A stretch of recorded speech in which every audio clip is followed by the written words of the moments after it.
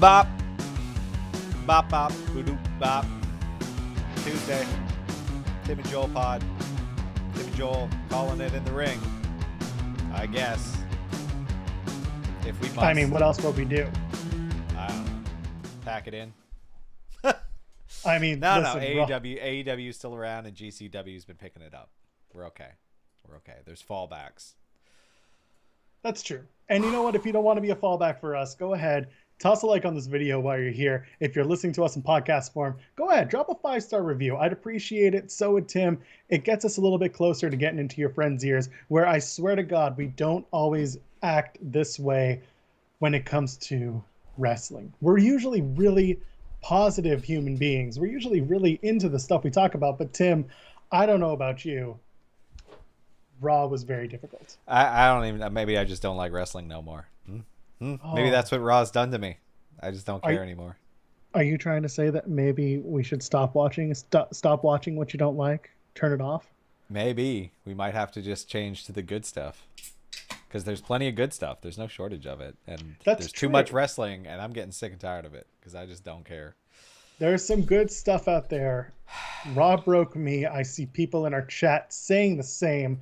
I saw firsthand in our Discord, by the way. You can go ahead, join us there as well. We talk about all the shows. And like I said, we're usually much more positive. But let's get into Raw. There was some good. I found some good, but I didn't find a lot of it. I don't know. I'm just, where I'm at is like, I don't know if it's just always been bad. And I've just, gotten tired of seeing the same thing over and over again because I'm older now.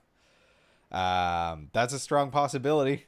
I don't know. Is wrestling. I feel to the point where I can't mock any other person for any show that they enjoy because I watch wrestling. It's true. Like, it's literally the lowest form of entertainment. No offense, loyal viewers. Like, it's just like, if you're criticizing anybody else's viewing habits, you have no right to. Just know that. And that's the thing. We listen, like, we can clown about just about anything when it comes to TV and it comes to shows. I can't watch certain reality TV shows, but I'm also not going to sit there and be like, hey, if you listen to this show, it's garbage. Or if you watch this show, it's garbage. I don't know any better. Yeah, ain't my bag. I just killed my video for a second. Ain't my bag, but, I don't know. Exactly. This is something. Let's open up with some good stuff. Well, maybe not. We'll find good things in the stuff we discuss. How about that? All right. Let's do it up. Viking Raiders taking on AJ and Omos. I like the Viking Raiders. I like AJ and Omos. There's no point in seeing them again together. There you go. There was absolutely no point in redoing this match. But we're in a holding pattern, Tim. Just hold. Hold. Centered, passes to field. Anyway. Goal. We're waiting for Randy. We're waiting for Randy Orton to come back, and we'll explain why in a minute. But the match was fine. AJ hitting a 450 splash at, 40 plus, 44, 45, whatever years old. That's pretty good. Yeah, it's pretty good. That's pretty amazing. Again, most pro athletes are retired by 40, which is, anyway, it's good to see he's still got the chops at least, so he's not just another one of those old guys who won't give up the business. Omos is improving. I like AJ still working with Omos. I like that Omos is being surrounded with people who can help him do this job. And he's also being saved by live events. Having live events back helps Omos learn on the fly instead of being stuck in a PC with, no peers and no reaction. Yeah, or in the PC's case, just a confusing, miserable reaction from strange Floridians. Instead we get strange kids. Bro! We're going to get to that. I know we are. Yeah, we are. So Viking Raiders lose. We didn't, we expected what a it. We surprise didn't expect them to was. Yeah, oh yeah. Some of the conversations have revolved around turning the Viking Raiders heel. What do you think about the option? Why not? Because I'm not going to care about that. They're Vikings. What are they going to do? Are they going to actually rape and pillage? Like, Jesus. Jesus, no. Exactly. They're Vikings. They're a comedy bit. If they have to drop their gimmicks entirely. That's what they would do, though. They would have to drop the gimmick. That's the only way you do it. They joined the Alpha Academy. There you go. Boom. They shave their beards. Exactly. Well, I mean, listen, Eric already has the shaved head, but you can do it. Yeah, I don't know. I think that would be terrible. But, I don't know. This current stuff is pretty terrible. So do what you want with them. I don't care. They're talented wrestlers. They are.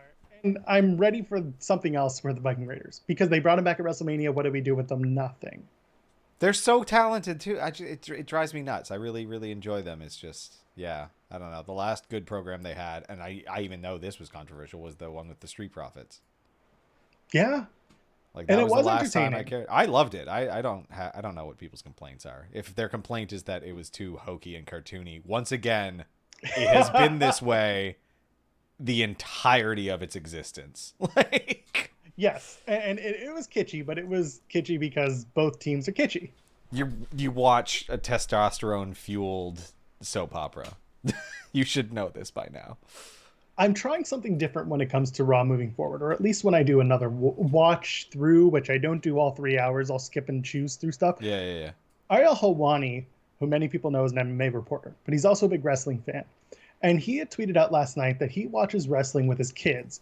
And now he is trying to see wrestling, WWE specifically, through the eyes of children, because that is who WWE inevitably is marketed towards. Yeah, which is when I stopped watching wrestling was when that became very apparent to me. And now I'm back because you dragged my ass back. But dragging you back to the dead. Yeah. Either way, I like the idea of trying to do it because at least it gives me a different perspective. Am I this version of me as I stand here today? Am I going to like everything? No. But is maybe 8-year-old me going to be into something? Absolutely. Here's the thing for me, like, that doesn't work for me because, like, and this is just a philosophical difference. No judgment on anyone who, like, has their kids watch wrestling.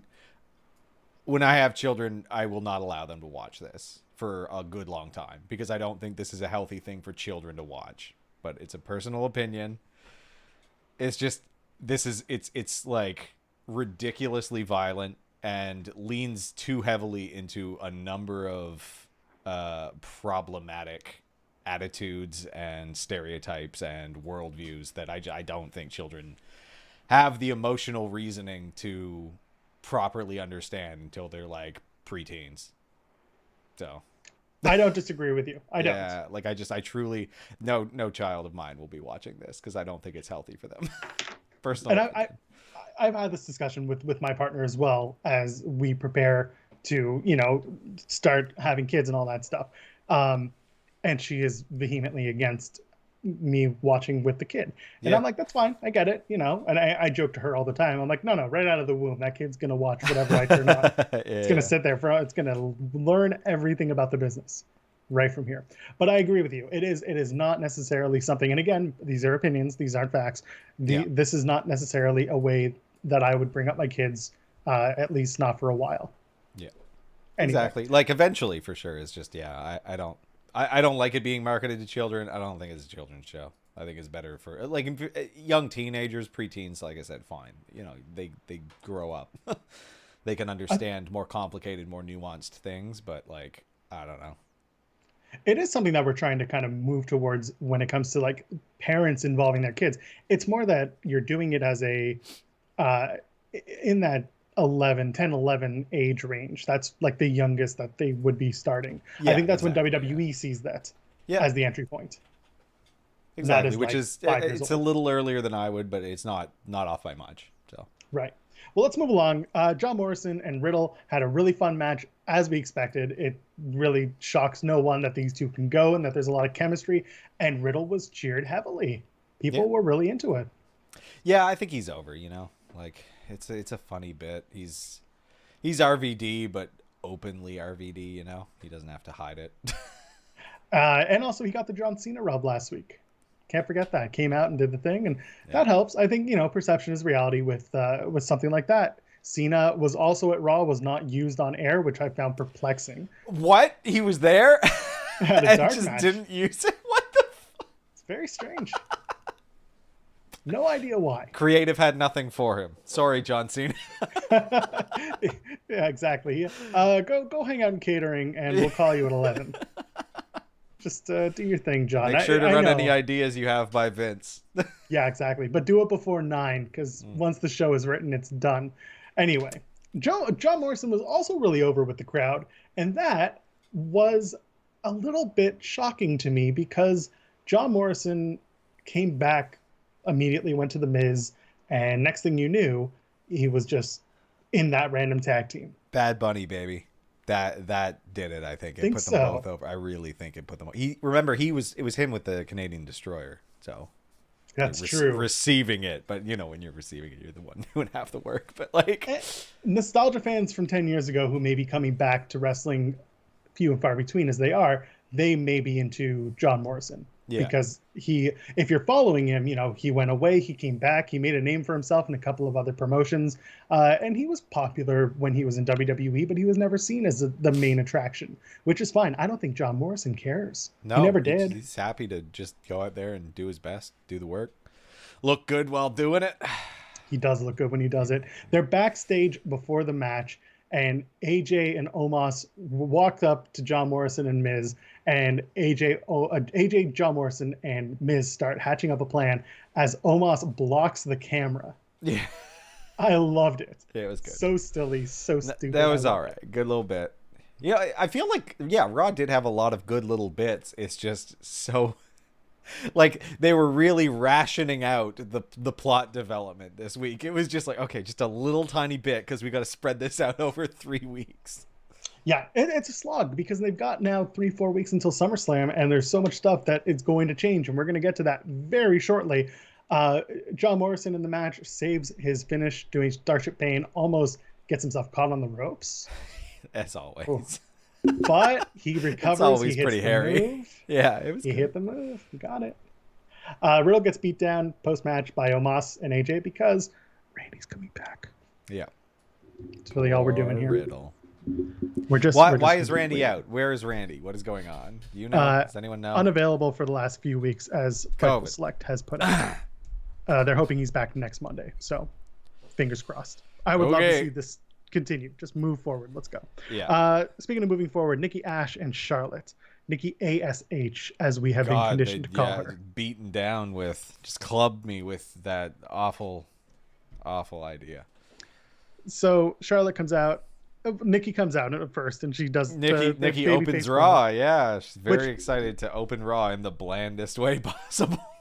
She's excited, Tim. Let her be excited. I'm happy for her. I'm happy for once again the children. The children are happy. I was happy. I was happy to see Nikki Cross get her roses, do something that she says she wanted to do. I'll take it at face value. This is her wanting to open up the show. Yeah, and she's a champion. Once again, she opens it with bootstrapping horse shit, which I'm never a fan of. But whatever, America. Charlotte comes out, tears down Nikki, tears down like her get up, gets good heat, does the right thing, but also calls her like a Marvel ripoff. Yeah, that's boring, lazy line. But then she does it, Tim.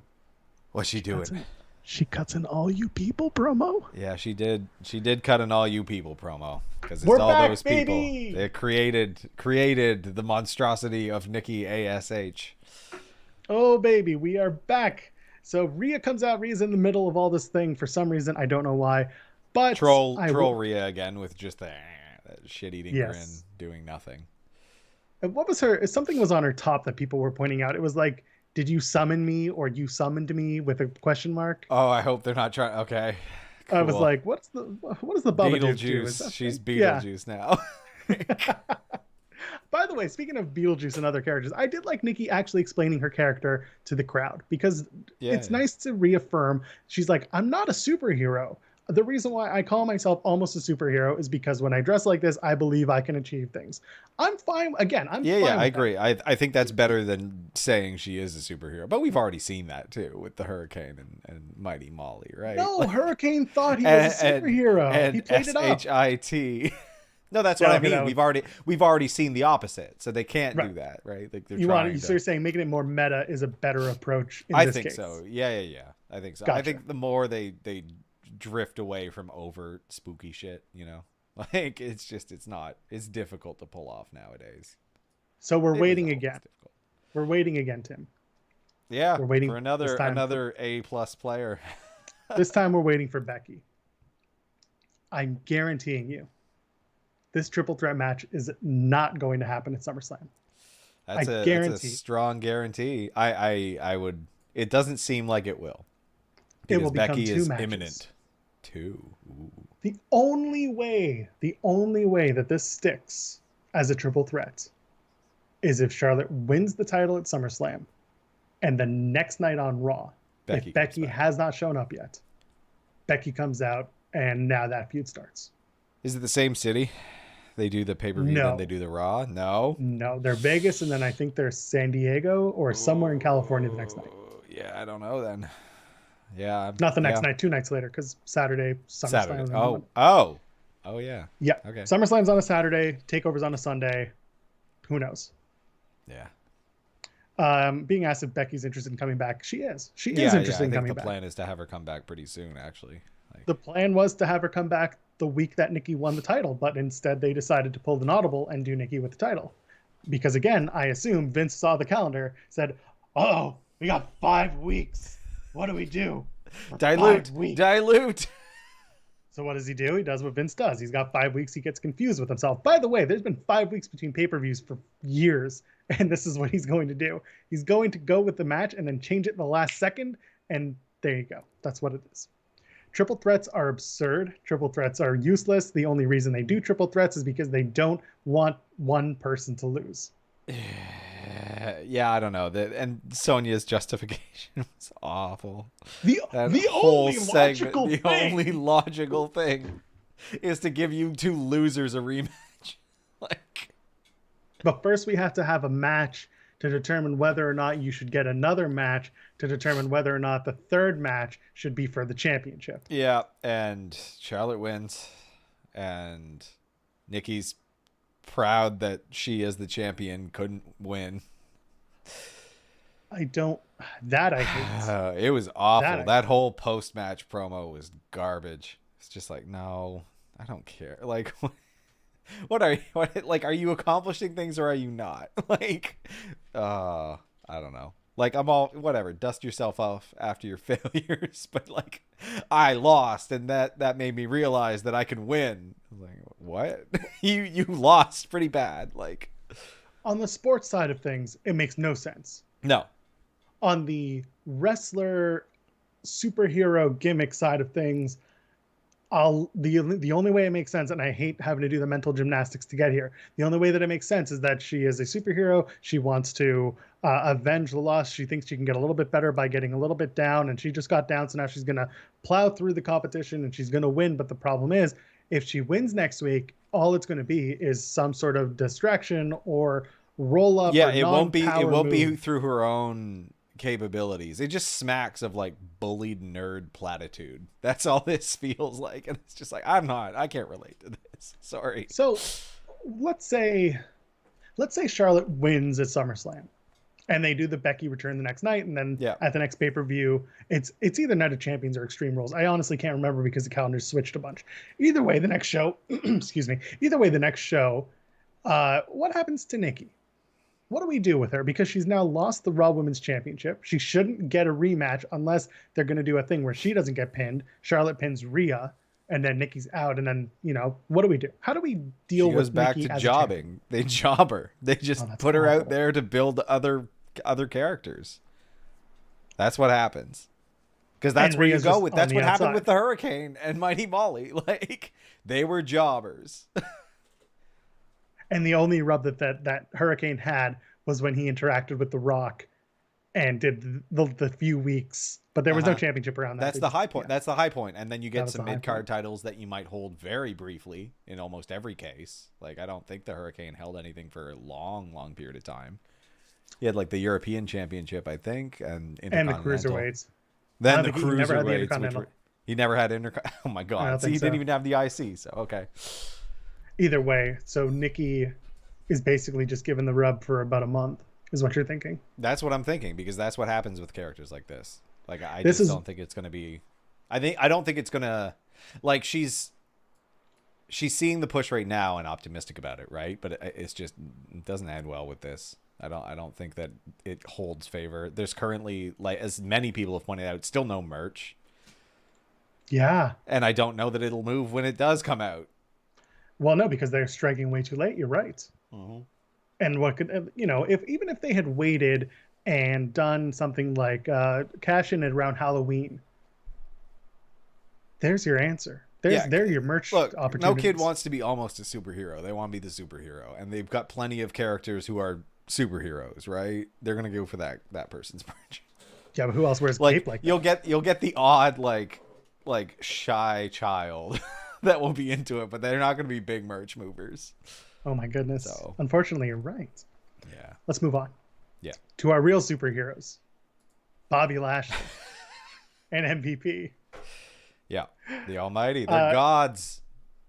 We're back. We're waiting, Tim. We're waiting again. This time we're waiting for Bill Goldberg. Yeah, because once again, you include this nostalgia act that doesn't show up on the show ever, which makes every time he shows up always this way. He comes out, fumbles through a few words, and then disappears until the pay-per-view. Or the night before the show before the pay-per-view, where he again fumbles through a few more words. And then somehow they cut together a video package that way. They're working on the Roman script. They did exactly what Roman did on Friday night, where he said nope. Lashley didn't say no outright, but he said, I'm not paying attention to Goldberg. Yeah. And then out come Shelton Benjamin, Cedric Alexander. Why? And then he stacked him, and they redid a Roman thing there too. Thank you. I'm glad you said it. Yeah. Why would we do this match? First of all, when the Hurt Business broke up, they did 2 weeks of matches where Shelton and Cedric were demolished by Lashley. Yeah. They're already devalued. Maybe they came out and they thought they've been training since then. Cedric had a new vest. So maybe they thought they could hang now. They've been in the gym, not on TV for a little while. They've been on TV, but not in any interesting capacity. The only reason they did this is to make Lashley look like a formidable opponent against Goldberg, obviously, right? Like that's why they did this, to show that he might be able to hang, to give the hope angle. And I don't know. Again, this could all be not that bad if the match doesn't last 3 entire minutes and Bobby Lashley wins, but I don't think so, because Goldberg only does the highlights. This match with Shelton and Cedric only went 3 minutes. They're really just trying to get them over, is it? Yeah. Like it was just to build up Lashley as an actual threat to Goldberg, because he's not there for people yet, because everyone knows Goldberg is like a steamroller. Seeing in the chat, I have no problem with Lashley being booked as a beast. Here's the thing. You do it by having him beat people who aren't people, A, he just teamed with, B, has already beaten, and C, are further devalued as a result. Yeah, why not have Lucha House Party come out? They weren't on the show last night either. Why not have the 24/7 dorks come out? Yeah, I do miss when they just had like local people come in as like nameless wrestlers and they just squash them. Like that really did add to this, because unfortunately, yeah, Cedric and Shelton could have been something good. Again, they could have rounded out their tag team division, which needs all of the membership it can get, but they don't care. So they broke up that team to ultimately get... Did they even do the pay-per-view match? No, right? It just didn't turn into anything.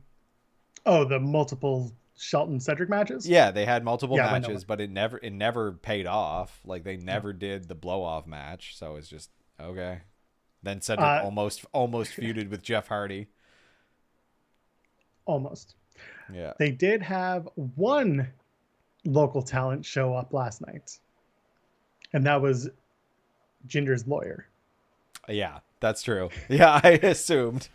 Arjun Singh, like, that man's an attorney. He's like, no, the hell he is. He's kind of like... way too tall, way too looking like a wrestler. It's fine. I didn't care. Arjun Singh is his name, also known as Geek Singh. He was actually on Dark back in June of, I think it was 2020. So June 20th, he faced Angelico. Listen, Drew versus Veer, I don't want to get into it because the match was whatever. Yeah. The Claymore, though, giving him the finger. That was beautiful. Stuff. Well, he found the camera. It looked good. Like, that was a good segment. That was one of the highlights of the show. Yes. And it advanced the feud in a way, again, by inches, because they clearly had so much story that they're just diluting over time now. But, yeah. They're also still... They're ignoring the story of Drew and Jinder. They've had so much history. I know. And they're throwing. And I don't know any of it. I need a recap. Instead of playing the same bloody Nikki Ash recap twice, give me something catching me up on these two. They're just assuming you're dumb. That's fine. Yeah, I could. Anyway. Or I missed the first hour because they can't program their own show to be interesting enough to hold attention. What about mic'd up R-Truth? What do you think? 24/7 Why? flippity do. Why? Why did it was Okay, weird? It felt like a house show. That feels like a house show shtick that you would do, right? Like it can be funny. It can be really funny actually, because R-Truth is it's legitimately really hilarious. Yeah, funny. yeah, yeah. I just think they didn't know what to say, and I think It they were. didn't. Yeah. He was probably told, "Don't take the mic off. Get Reggie over. That's it." Which, whatever. Like, he got Reggie over. He had tons of. I mean, he fumbled a couple times, but that entrance was insane. Did he jump from the floor into the ring? There was a trampoline. Thank you. Okay, I was like, that's not humanly possible. So I like, and you only saw that low angle GIF shot, which is like, good content. Bravo, kudos for that, honestly. But like, it looked like he leapt from the floor into the ring, and I was like, he should be in Tokyo right now doing some shit, because that's some freak behavior. He should be in Vegas working Cirque du Soleil is what he should do. Well, I mean, he should still be doing that, because it's a better gig than this. But I mean, he was very good. He was very funny with the suit bit. Like, and that's fine. That's what's going to get him over, is that he's very flippy, he's very fast, he's great. Like, I'm fine with this. This is going to be the best opportunity right now that he can get. One thing was, this was the Sin Cara trampoline. That's what it was. Okay, yeah. Remember Sin Cara? Yeah, exactly. I do. Yeah. So that's what that was. It was fine. It was a good little moment. That was one of my like positives coming out of it, is that as silly as mic'd up R-Truth was, it's only week 1, and I know it has potential. You think they're going to continue that? 100%. It feels like a very we're back to live thing. So I don't know. Maybe I just got used to not live. Vince loves R-Truth more than anybody in the history of loving R-Truth. Not that R-Truth is not universally loved, but like Vince has a very soft spot for R-Truth, and he just finds him hilarious. So I wouldn't doubt that earlier in the day, R-Truth was talking to Vince, said something funny. Vince cackled and said, "Give him a microphone." Why do I sound like Krusty when I do this? I don't know. It really did sound like Krusty. Give him a microphone and let him book Raw. Anyway. Oh God, that's Vince McMahon's nerd voice. So anyway, that's 24/7. Sheamus, Damian Priest, champ getting beaten for a chance to beat the champ one more time. My nose, he broke my nose. Yeah, one of the many of this. Do you think someone poorly explained AEW's title eliminator gimmick to Vince? 100%. No, I mean, I don't know. They've been doing this forever. Someone probably went up to him and said, no, because now they call it like the Champions Challenge or something, whatever it is. Oh my God. And I feel like somebody went to Vince and was like, okay, here's how we change it up. So over on the competition, they had this thing. It's called the Title Eliminator. Okay, how does it go? Well, first, you have the challenger face the champion. Good, I love it. Let's do it. I'll take 3. Give me 3, please. Exactly. You want me to finish this? No, just go ahead and book it. So, I wouldn't be surprised if they tried to explain it and it just failed miserably. And here we are. So Damian Priest and Sheamus is fine. Yeah, it was fine. They're still feeling each other out. I see big potential when they ultimately have like a real match. Like, I assume it's SummerSlam in 3.5, 4 weeks. Here's hoping. I'm fine with Damian Priest winning the U.S. title. We've been talking about it for literally months. It's there. And then what's going to happen is Priest and you-know-who are going to have a match. Wait, what? Jackson Riker. Oh. Priest. Title. Riker's next. But then he has to be a heel, because Damian Priest ain't no heel. I think after the Symphony of Destruction match and him not being on TV this week, I think Vince and Co. figured it out. Yeah, okay, good. Yeah, and I think, you know what? Whatever. I think that it's not gonna be like Sheamus and Riddle, where we see the same match, the same very good match over and over again. I think they'll do like a slow build into what is hopefully an excellent match at SummerSlam. Yeah, fine by me. Let's move on. Eva and Doudrop. Oh, more of this. I mean, it sucks that Natty is injured. I haven't heard anything beyond what anyone else has heard. Didn't know she was. Okay. She, in the middle of the match, towards the beginning of the match, tagged herself out, went onto the floor, was checked out by trainers. Tamina got the win and then helped Natty to the back along with the trainer. Don't know what's going on, but there's that. Apparently, Eva also had a bit of a wardrobe issue last night, too. I didn't notice. I didn't notice until Denise Salcedo said something. Barely paying attention. I went back, rewatched the match today as I was doing my notes, and I was like, what happened? So Eva Marie's gear was all zippered in the back, and she was wearing a two-piece. So the top got unzipped from the bottom up. So like it was hanging on by a thread. And yeah. I looked and I was like, oh dear. Yeah. So luckily nothing happened. Everything's fine. Whatever. But it was just one of those moments where I was like, what the hell? Didn't notice it until it was brought to my attention. What do you think of the Lily Lucian? I thought that was a funny-ish bit. It was all right. Again, it advances the story by a full inch. But it's fine. At least we're going with that. I mean, it telegraphed who was going to win pretty quickly, obviously. Yes. But, and then Tamina kicks her in the face. And now we have to guess who they're going to drop the tag titles to. Not that it really matters because there's not that many tag teams, but it's going to be Schnoxy. Yeah. Oh, yeah. 100%. Boring. I don't know how they're going to do it because, again, Schnoxy won the first two, and they still have that title match coming. And Natty and Tamina have to win the third. So I don't know. Yeah, Natty will go out there, won't do anything. Tamina will get pinned. Sorry, Tamina. And it'll come down to whether or not Natty's injured enough to drop it or if they relinquish and whatever they do. Queen of the Ring was brought up. This is something that is happening in October, according to Andrew Zarian and Madman Podcast. So the Queen of the Ring is coming up. It's going to be October. They're saying October 8th is going to start it, and the Raw on October 11th. First of all, I love to see Queen Dewdrop. Sure, it's fine. Why not? I got no issue with it. I don't know. I don't know enough about. She's performed capably alongside Alexa Bliss, so that's good to see. And she's decent in the ring. I've seen, like Piper Niven was awesome. So this could be the opportunity for her to say, "I am not Queen Dewdrop. I am Queen Piper." Piper Niven. And there's nobody else. Like, you could do Eva Marie. Queen Eva Marie would be hilarious, but then Eva Marie would have to actually perform well. And that wasn't something she did tonight or last night. No, or ever. Or ever. There's no, not everyone, but a large contingent are saying, oh, it's the Queen because it's Charlotte Flair and she's the Queen. Dude, she's the opportunity now. I think that's too much of a, I think that's even too on the nose for WWE to do. I agree. You know who else I could see getting that is maybe Shayna Baszler. Yeah, that would be interesting. They're going to use it to build somebody. Yeah, because Queen of Spades thing. Queen of Spades. Yeah. I can't think of anyone else. And that's why Queen Dewdrop to me is like the best case scenario. Queen Naomi, you could do that. She could be she did the bee costume, Queen Bee. I doubt that's going to be a thing.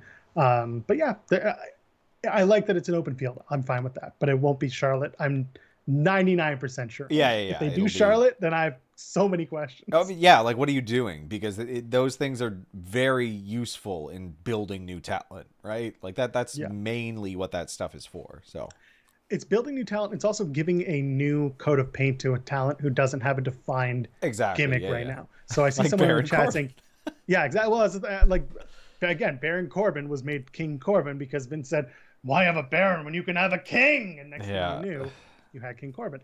I see Queen Tony in the chat, but Tony Storm kind of has a gimmick right now, at least in her look and her style.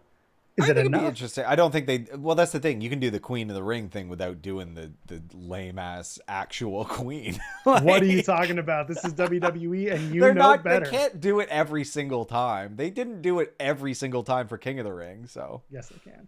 Let's move on. Mansoor and Queen Shotzi. Let's do that. I'm fine with that. I'm all in for that. Yeah. Mansoor. Oh man, so okay.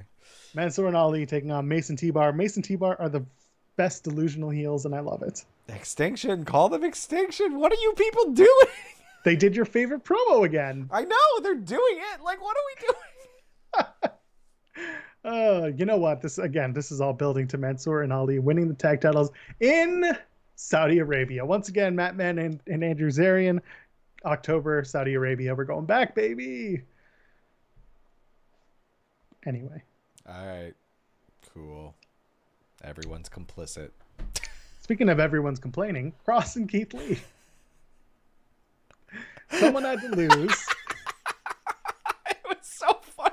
Again, Cross comes out. They took away the most interesting thing about him. He comes out with his lame, sad, pissed off Aryan walk. Like, Yeah, he someone in our looks chat- like he belongs in friggin' American History X. Like that's all I see when he walks out looking so miserable, just marching down with this doom cult music and no Scarlet, no smoke, no black and white. Like, our friend Caleb in the chat is saying Brian Alvarez was saying that Keith Lee had tweeted out something in frustration about being buried and then deleted it, but no one else has seen it. And I agree. I haven't seen this tweet either. And I see people asking about it. And normally people are on top of that shit. So I don't really think that. I think Alvarez is saying something about the original tweet and didn't really understand his own whatever. I think he's just confused. Like, you could automate that if I gave a shit enough about Keith Lee to automate all of his tweets, like recording all of his tweets. No. He doesn't do that. Keith Lee tweets out of frustration, as he did on Monday. Again, vague tweeting. I'm sorry. So much vague tweeting. I like Keith Lee, the wrestler. I'm getting very sick of Keith Lee, the human being. Yeah, he's such a dork. He's going to spend 2 weeks waiting to tell us about the thing that he thinks is so Here's big the as thing. to why I he was don't gone. care anymore, Keith. Yeah. I might have cared a long time ago. Now I don't. And there's potential that he's going to tell the story and it's going to be so built up as like this huge, like, oh my God, I can't believe WWE did this to you. And I can't believe this happened to you. And I can't believe you did this and that and whatever. Or it's going to fall flat as hell. Yeah. He's built this up so heavy that no one, like, I don't know if he'll actually live up to the expectations. Yeah. Anyway. Cross has zero reaction. Yeah. The crowd is so flat for him. But because once again, they've taken away his very good entrance for reasons unclear to me. Like, Scarlett was playing damage control on Twitter. They have no plans. There's her being like, this is only the beginning. And it's like, no, it's not, because you're tweeting this and you don't know any better than we do. They don't have plans to bring you up with him. Weird. Why are they doing this? Like, Vince is mad at Trips. That's the only answer. I wouldn't go that far. No. But Cross was supposed to lose again, apparently, last night. Per Fightful Select. He was on the schedule to lose. But of course, because Jeff Hardy tested positive for COVID, that threw a wrench in the plans. For some reason, Keith Lee was brought into the match. And then, there you go. Match happened. Cross got the win. And nobody got their shoulder hurt this time. Good stuff. This time. Maybe next time. That was Raw, dude. We got it. We're gonna change. We're gonna change some shit up with this format, and when we might have to change some times. Keep an eye out, friends. We might change when the show goes live and what we do. Plans do change. Our plans change. Anyway. Our plans can change just as much as yours, WWE. We can do it. We can do it. We can keep up with you. Keep an eye out over on our socials and on our Discord. Go ahead, join the Discord if you haven't yet. Like the video, because I swear to God, here's the happy stuff. Let's talk about Dynamite. Pretty good episode. Much better than everything. And now things are coming up. It's going to be another good episode. Yes, Fight for the Fallen this week. By the way, it's not lost on me that they're running a weekly gore match and some sort of gimmick show every week since they went back on the road. And it's been fine because they backed it up. Yeah, once again, they're doing what WWE doesn't want to do. You know, I like seeing it. I like a little bit of color. I like seeing pile drivers in the ring. Like, give me that actual contrast. This one ain't made for children, despite the very many children in the audience. Did you see in that Lance Archer Mox match, there was a kid in the audience that had a sign that said, "My first death match." I did see that. And this is what I'm talking about. Whatever.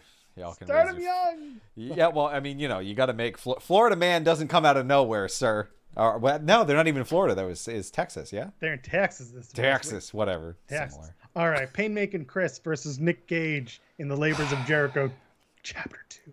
Murder Clown versus Nightmare Man. Got it. Pizza Cutters, maybe a single light tube. Do you think the new GCW champion Matthew Cardona makes an appearance? That, I mean, you know, they got the ends, but maybe with all the buzz, Tony Khan might have picked up that phone. I mean, Cardona's worked for the promotion before. Why not do it, right? So bring him in for a single one, have him do something to Gage. Jericho's going to win. Maybe that's how Jericho wins, is via Cardona's assistance. I would appreciate that schmaz finish, honestly. But that's the thing, like between Cardona and the Mox and Gage, it's like Cardona and Gage just had a thing. Mox and Gage have a thing coming up, presumably in Vegas.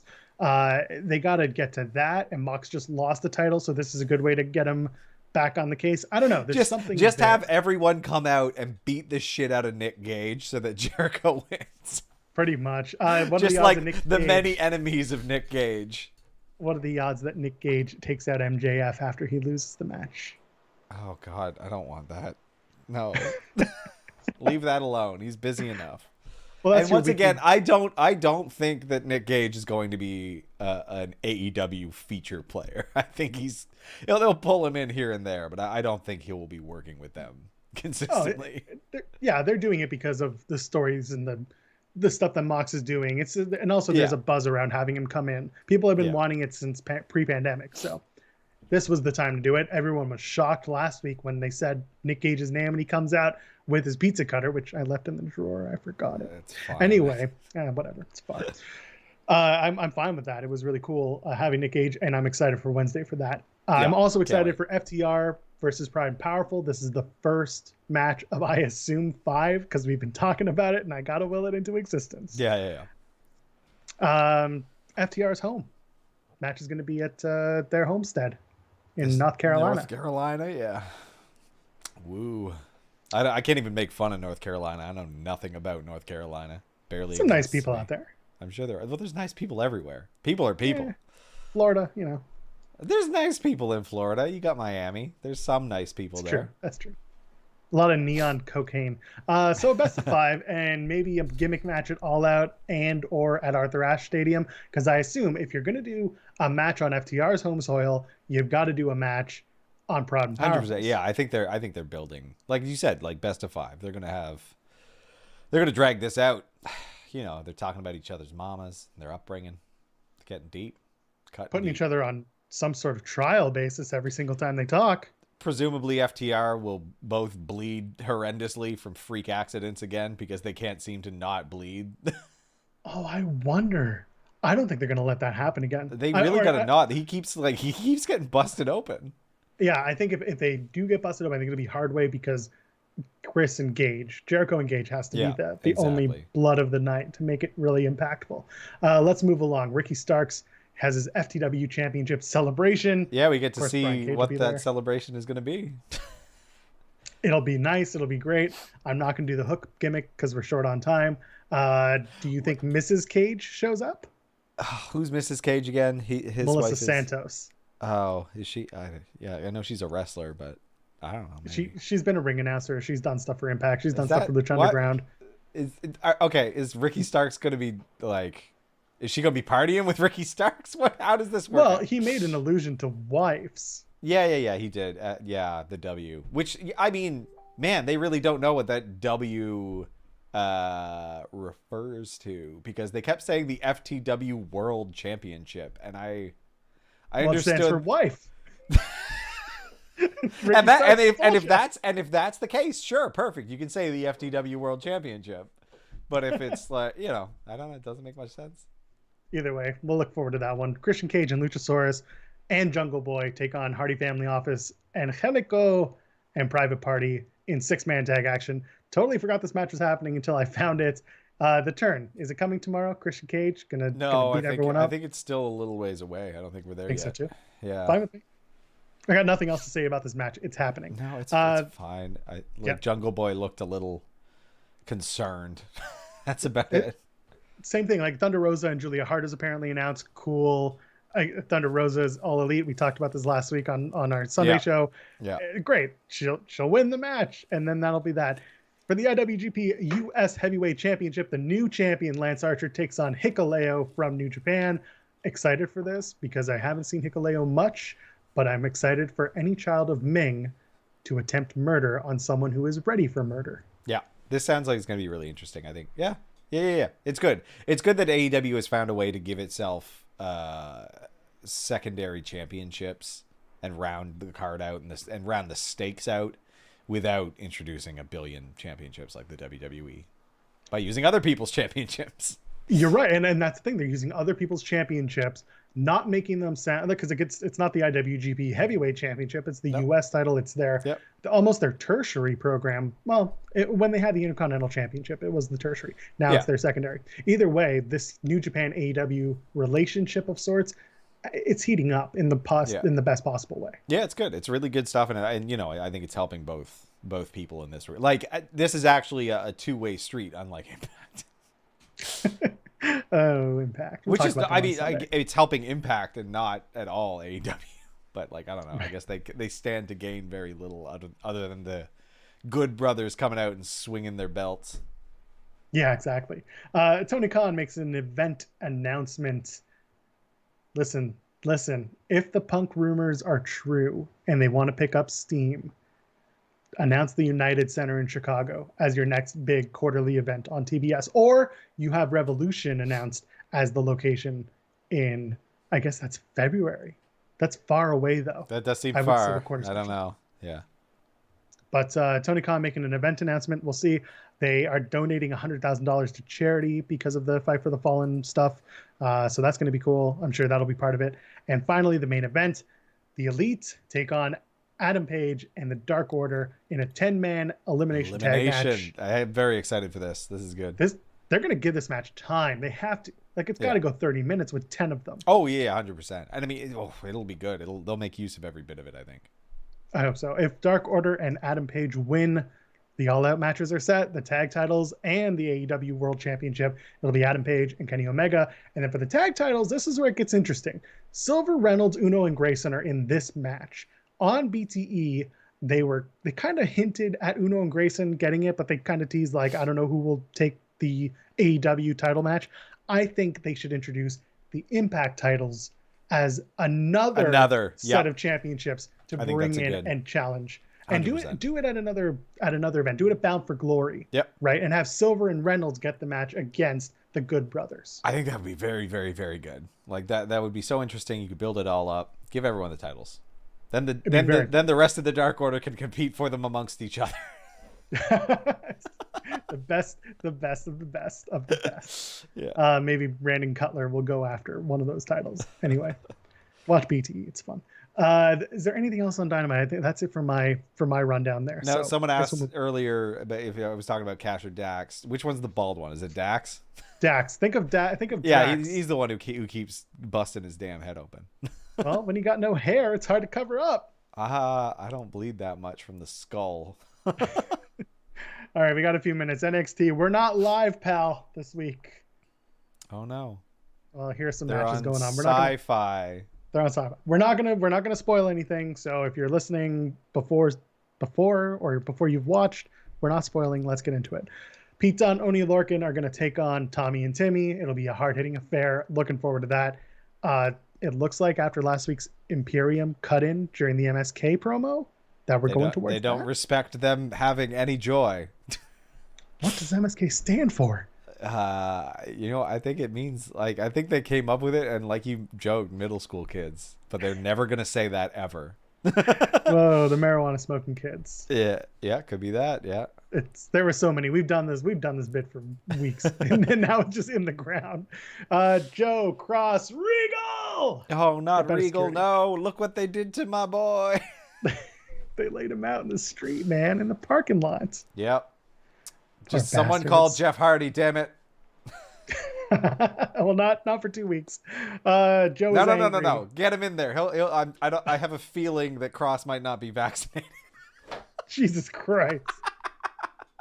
You have to be to go back on the road. Oh, Joe is angry. Regal's angry. Cross is out for, he's lost his mind. And he lost the match last week. Yeah, he seems exactly the same to me. If anything, he's just a watered down threat. Listen, this has already been announced. You'll see it tonight. Cross versus Joe at TakeOver. I'm going to tell you right now, friends, don't be surprised when Karrion Kross wins that match. Please, no.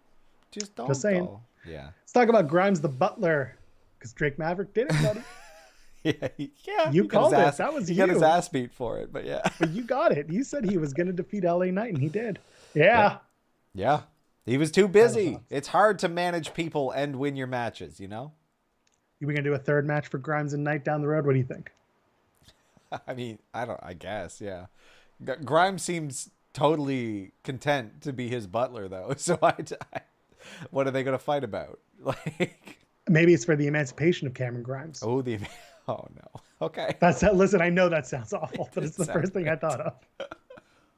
It's not. I don't want to call it the freedom of Cameron Grimes because that's much worse. Oh. Speaking of which, Xia Li and Raquel Gonzalez. Oof. Xia Li went down hard. Luckily, not injured. They went right to that finish. Yeah, then I don't know. It came Awkward. back from yeah. Well, whatever, tit for tat. Yeah, so tonight Raquel standing up for her friend. So Raquel tonight is going to put the women's division on notice. I wonder what that could mean. Or you could just read the spoilers and find out for yourselves. The mariachi celebration last week, it was so close to a traditional mariachi gimmick. So close. And like you said, the guy in the front row in Florida, hit roll. Hit roll. So drunk. He did it for so long. I was so upset. I was losing my shit. It was so awful.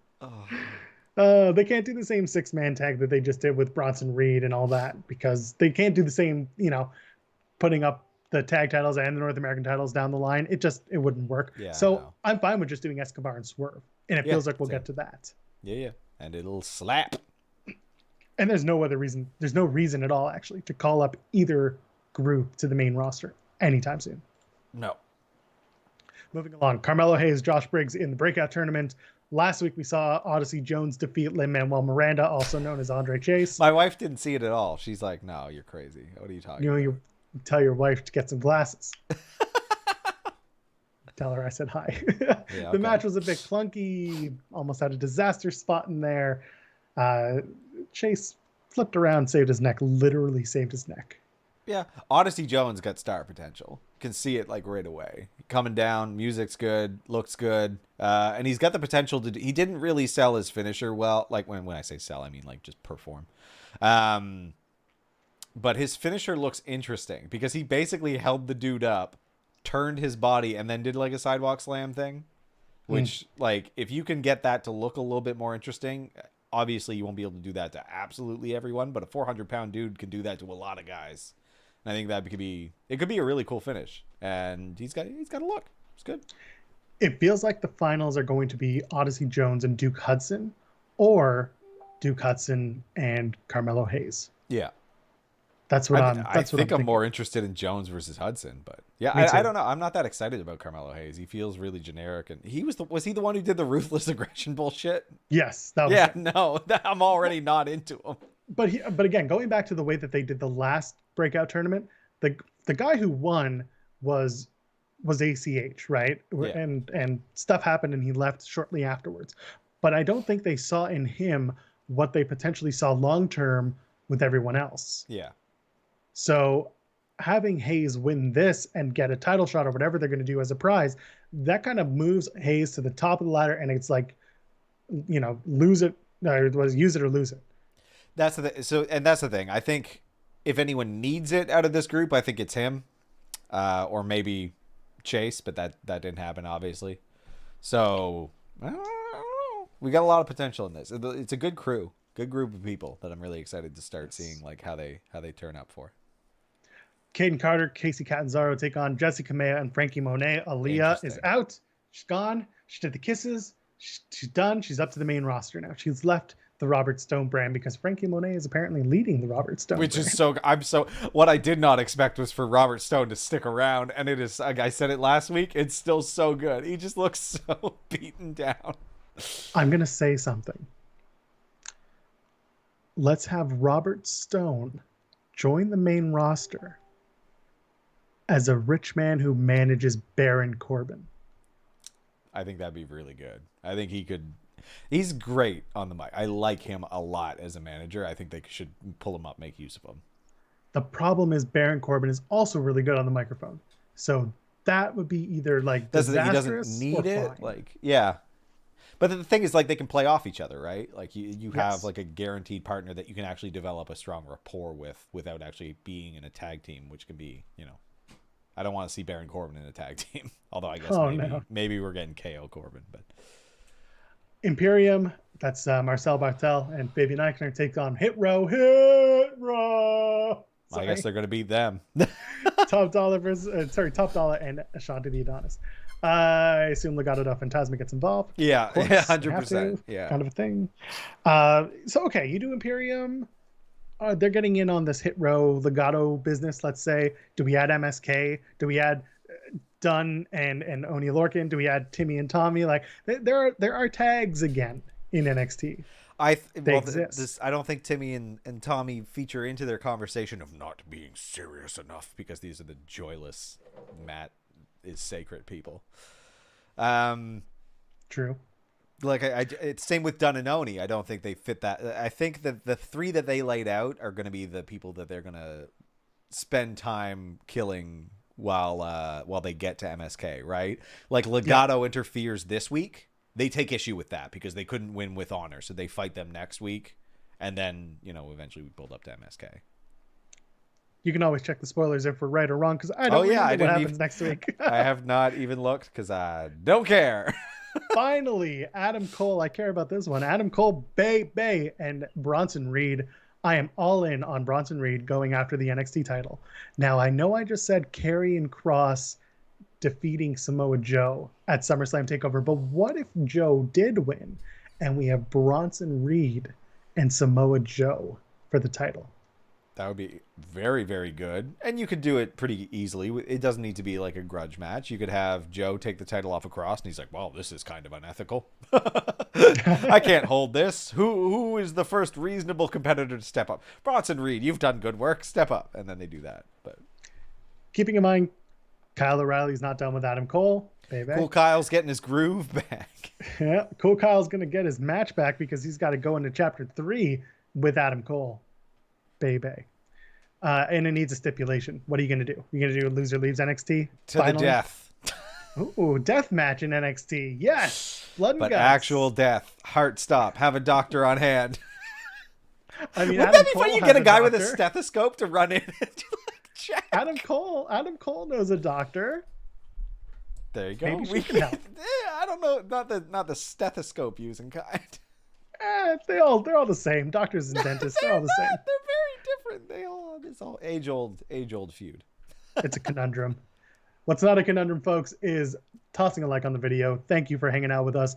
Leave us a 5-star review if you made it to the end of this whole audio gimmick if you're on podcast. We appreciate you hanging out with us.